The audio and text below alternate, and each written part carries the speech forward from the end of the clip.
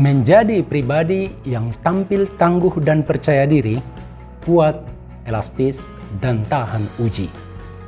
Setiap orang ingin memiliki kualitas diri yang demikian. Memiliki kepribadian yang tangguh dan percaya diri tidaklah mudah. Namun demikian, bukan berarti mustahil. Setiap orang yang mau belajar, berlatih, dan disiplin mengembangkan diri pasti dapat menjadi pribadi yang tangguh. Ketika dia sudah sampai pada level ini, dia akan berpetualang seperti singa di hutan lebat dan terbang tinggi dan jauh bagai raja wali di langit biru, tanpa takut dan gentar, dan tiada batas. Freedom, freedom at last. Dia merasakan kebebasan dan kemerdekaan yang dia butuhkan untuk berkarya dan mengaktualisasikan diri secara optimal. Salah seorang pemimpin idola saya adalah Nelson Mandela. Dia benar-benar satu pribadi yang tangguh dan percaya diri, yang kuat, elastis, dan tahan uji. Sebagai seorang pemimpin yang diakui secara global, tentunya banyak pelajaran dan inspirasi yang kita bisa dapatkan dari sosok pemimpin yang bersahaja dan yang visioner itu.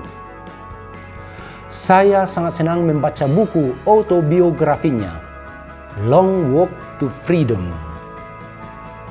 Buku ini dia tuliskan untuk mendeskripsikan perjalanan panjang menuju kebebasan, termasuk juga perjalanan hingga sampai pada kualitas diri yang tangguh dan percaya diri.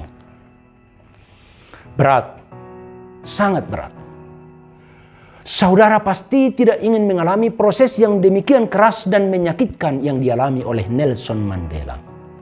Saya juga tidak ingin menjalani proses yang demikian. Pasti dia juga tidak ingin proses seperti itu.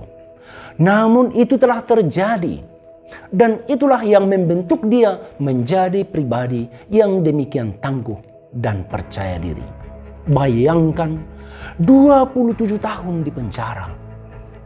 Terlebih sewaktu berada di balik jeruji yang super ketat di Robben Island, dia bersama-sama narapidana lainnya terpaksa tidur di ruangan kecil tanpa fasilitas yang memadai. Di malam hari kedinginan dan di siang hari kepanasan. Setelah bersih-bersih di pagi hari, sarapan sekedar, dan dengan rasio yang sangat terbatas, mereka harus kerja keras memecah batu sejak pagi hingga sore hari di bawah terik matahari. Satu rutinitas yang membosankan.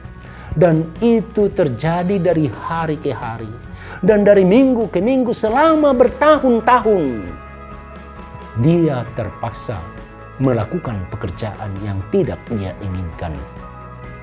Dia merasa harkat dan martabatnya sebagai manusia direndahkan dan dilecehkan.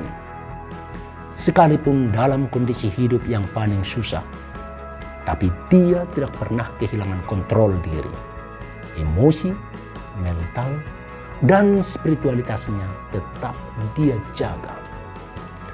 Dia tidak pernah menyerah kepada situasi dan kondisi kehidupan.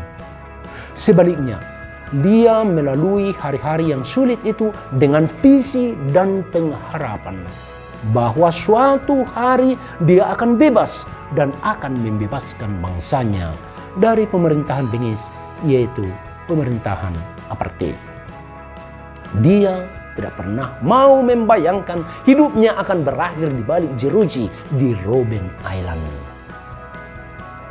Jika dia berkesempatan sekali dalam 6 bulan bertemu dengan istrinya Winnie Mandela, itu sudah merupakan satu keberuntungan yang luar biasa.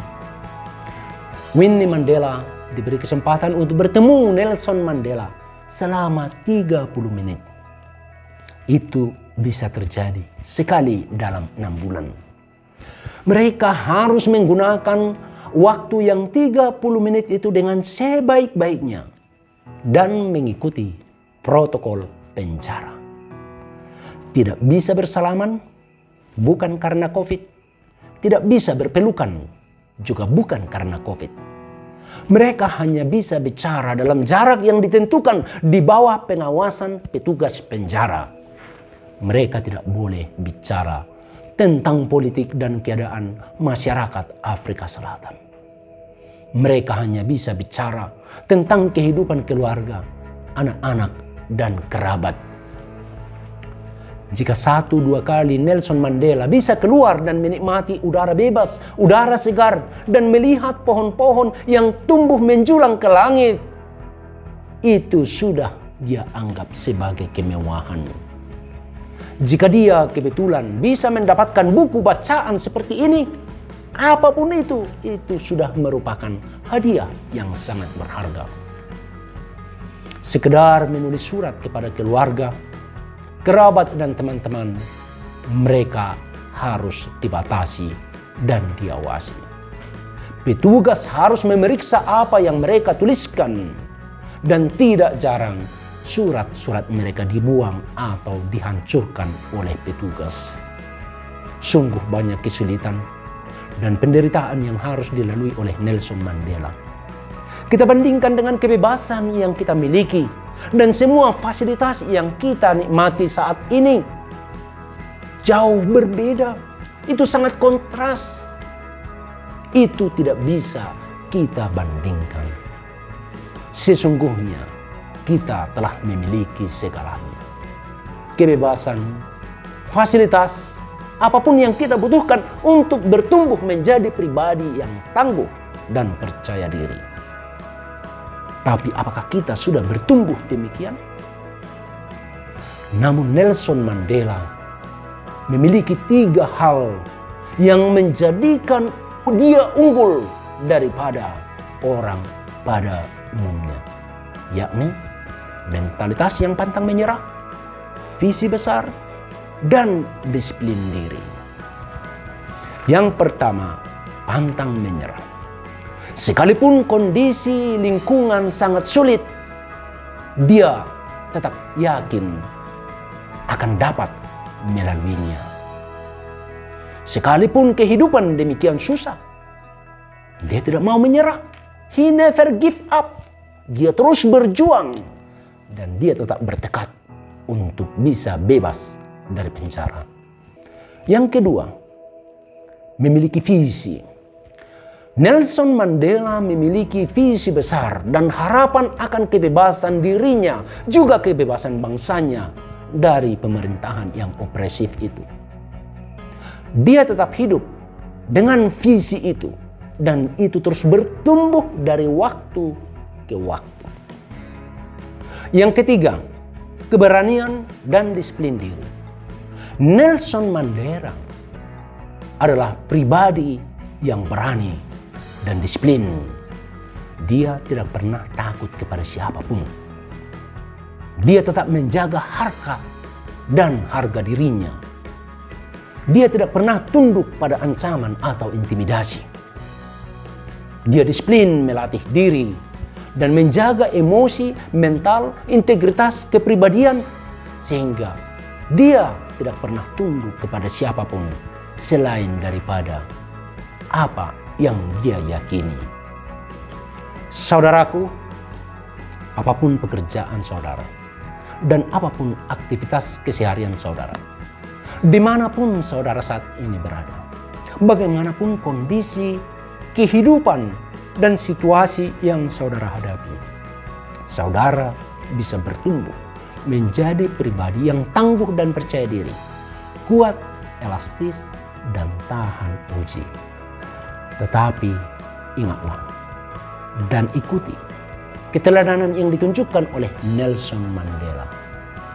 Jangan pernah menyerah. Tetap memiliki visi dan impian yang besar. Dan kerja keras, berjuang, dan disiplin diri untuk melatih diri.